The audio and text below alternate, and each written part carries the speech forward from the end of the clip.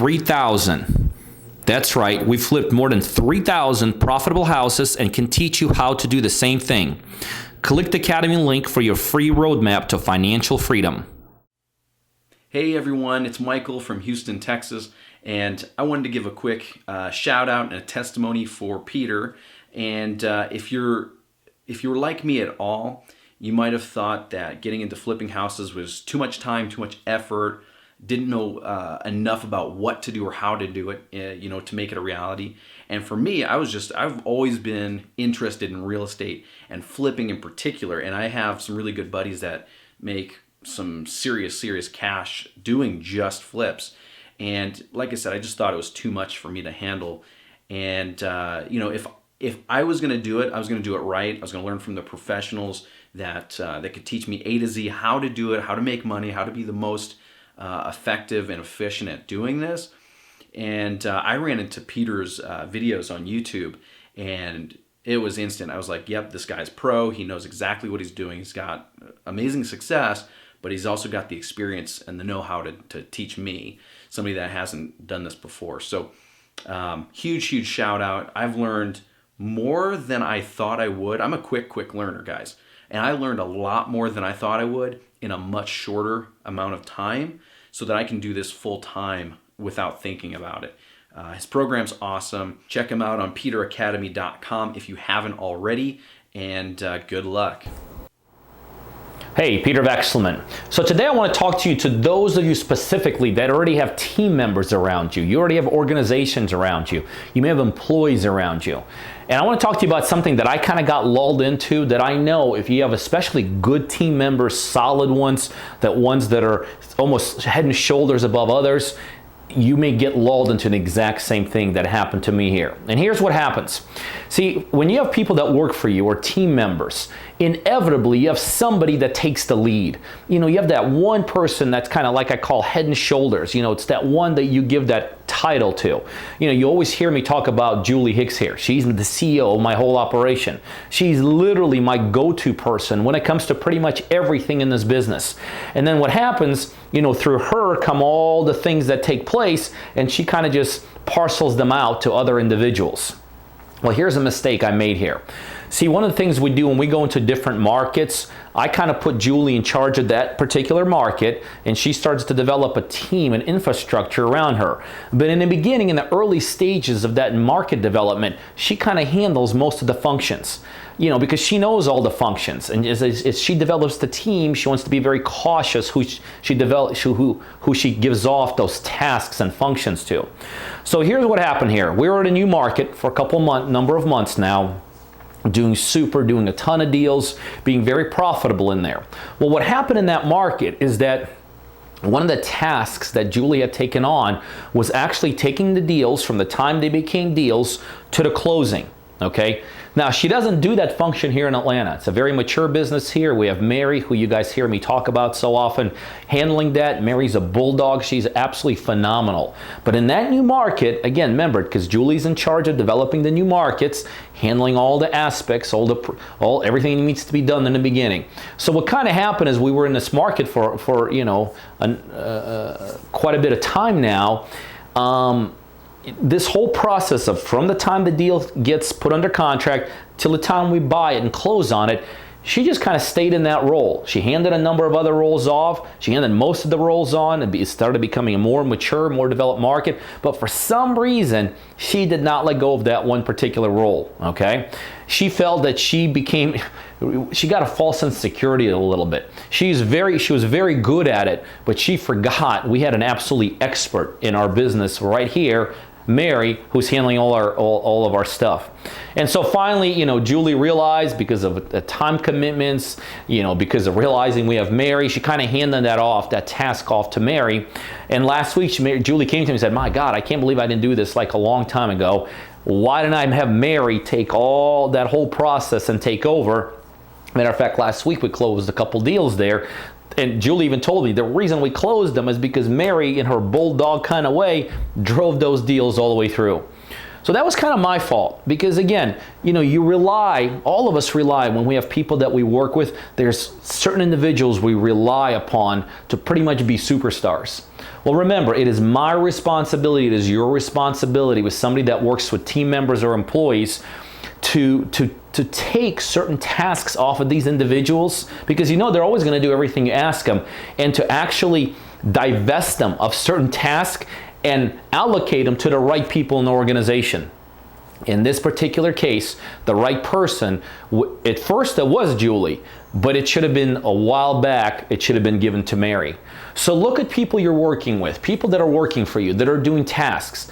Identify those that are your go-to people all the time. Figure out if everything they're doing they should be doing, or at this point, really it's time to give some of those tasks to the people maybe below them or beside them, or people that they're working with. Sometimes these people like Julie, they won't even notice it themselves just because they're doing it on a daily basis, what needs to be done. It is your responsibility to identify those tasks and sometimes push them off your key people into the hands of people that in the end will actually be better than them. I hope that helps.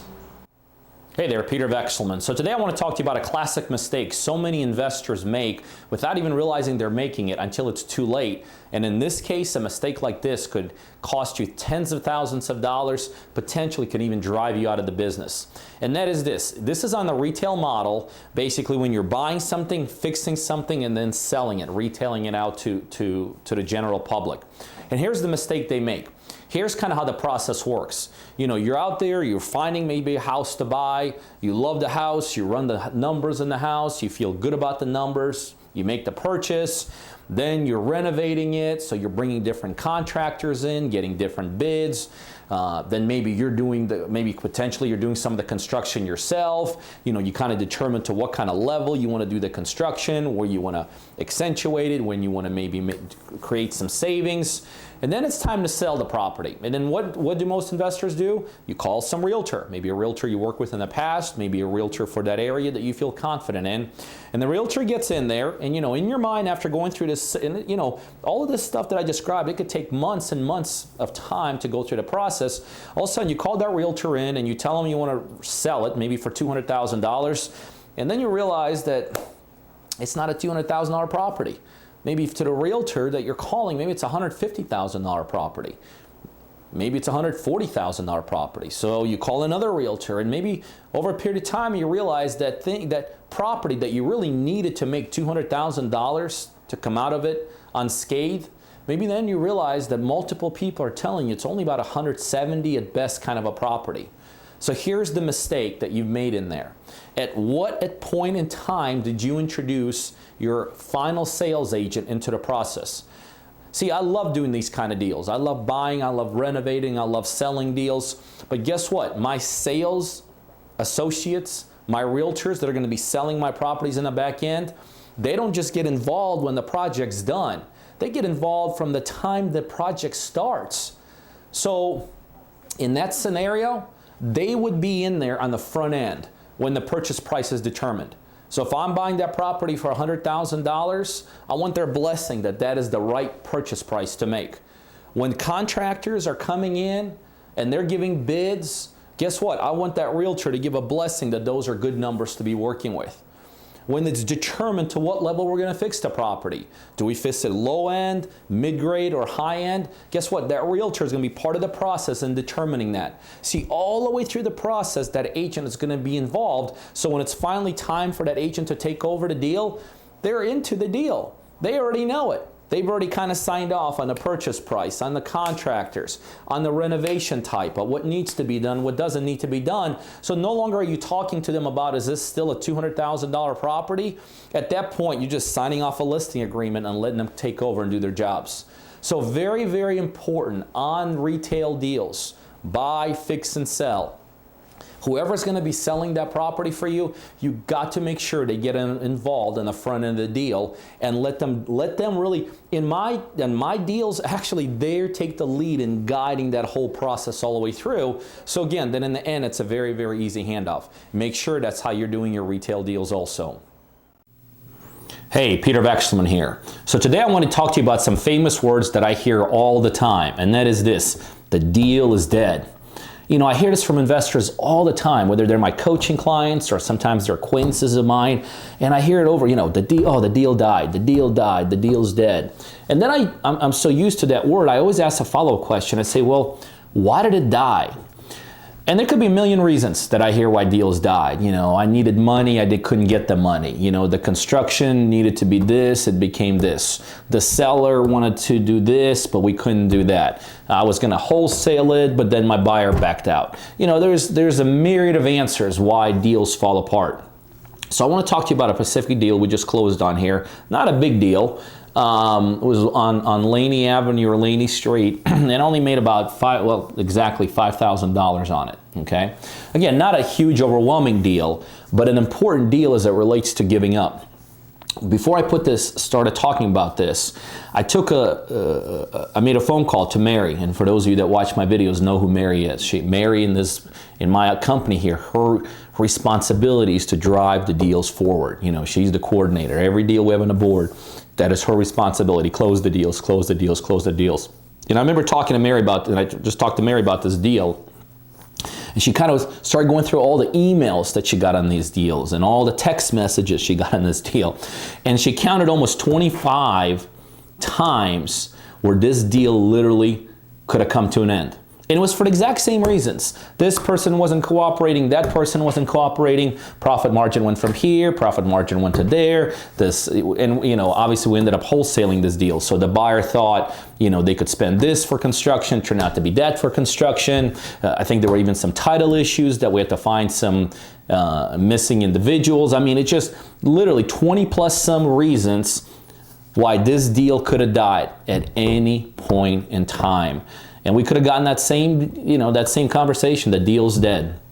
So here's what everybody knows here. Now, does it happen that sometimes deals die? Yes. Every once in a while does happen. But that's like comparing it to title problems. Are there some title problems that are not fixable? Yes. Maybe 1 out of 500, 1 out of 600. But the rest of them, 99.9% of title problems are fixable. I'm going to tell you right now, 99% of the time when people tell me they give up for one single reason. They get to that first major roadblock. They might along the way kind of go over the smaller roadblocks, but they get to what they perceive to be a major roadblock, kind of a deal breaker as we call it, something that they think they cannot overcome, and then they do what so many other individuals do, they just simply give up. So here is my challenge to you. Next time, or maybe you're in the middle of one right now, next time you get to the point where you're feeling like, I cannot get this deal closed, I want you to sit down, I want you to figure out what it's going to take to get this deal closed. And I know sometimes these are the kind of things you're like, well, how can I ever do that? Or how can we ever find that person on title? Or how can I get my costs down? Or how can I get the realtor to agree to cut their commission? Or how can I? Even if those reasons are not logical reasons, I want you to write them down. I want you to put them down on a piece of paper. And then one by one, I want you to start to try to solve every one of these, what you believe to be unsolvable issues. Here's my point. When you give up before you try to solve it, it's a dead deal. If you start solving these issues, you will be shocked how many of these issues can actually be solved. See, the reason we do not give up here is after doing 3,000 deals, every single time we get an issue that seems insurmountable, that seems like overwhelming, to us it's almost like a no big deal. Because we could look back in our history and say, been there, done that. Here's what we did. Now, the first time we had to solve it, it was difficult. Sometimes we had to call for help, outside resources to help us solve the problems. And that may come down to you also. Some of the issues you're coming through, you may not yourself be able to solve. You may not yourself even know how to solve. But again, that does not mean you give up, it's a dead deal. All that means is, let's say it's some kind of a title issue. You go to a title examiner to help you solve it. Let's say it's some kind of a money issue. You go to a money people and see how you overcome that. Let's say it's a construction issue. You talk to people that understand construction and see if that's something that could be avoided or the cost could be cut down. So sometimes you yourself do not possess the answer. That does not mean you give up. So if you're at a point right now where you have some deals on the board that they're under the dead file, pull them out Figure out what needs to be done, and then I challenge you, whether you by yourself or you with other people, you solve those issues. You'll be absolutely shocked and flabbergasted how many of these deals that look like to be dead deals can actually be solvable deals. Don't ever give up. Guy Reve. My wife is Corey Reve. We work together with Peter. We live in Los Angeles. We've lived here for 2 years now. Came here from Los Angeles, from Las Vegas.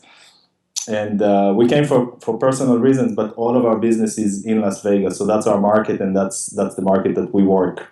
So the way I found Peter, I was already rehabbing properties since 2009. And it was a blast. We had a great time. We were doing fantastic. 2011, 12, 13 were amazing. We were really doing great and having a lot of fun and being really successful. Around 2013, things started to go down because it become very hard to find properties in Las Vegas to rehab. And so it was a long process for me to first internalize that I need to change. I need to look for something new, and then accept it, and then start looking. And I looked at it. At first, I found some gurus, and I wasn't sure exactly what to look for, and I was having a hard time finding what I didn't know what to look for. So I found a few gurus here and there. I looked at their programs, tried it a little bit, didn't work too well. And finally, I landed on Peter through the internet. Actually on a podcast, I found him, and I couldn't be happier because Peter is not the guru type that is general for all the beginners necessarily. He can adjust his coaching because he's so successful. He can and he does adjust his coaching to the level where his trainees or me in this case. So I was really happy to find him, and he can help me at my level. He was there, and everybody else. The negotiators, I felt at times were maybe too nice. They really wanted to be nice to me, and I was like, in the back of my head, I was thinking, you really need to be working right now, forget about me. So, but they were really being nice and hospitable, and was a great experience. Any question that I had was happily answered. I got to see the operation.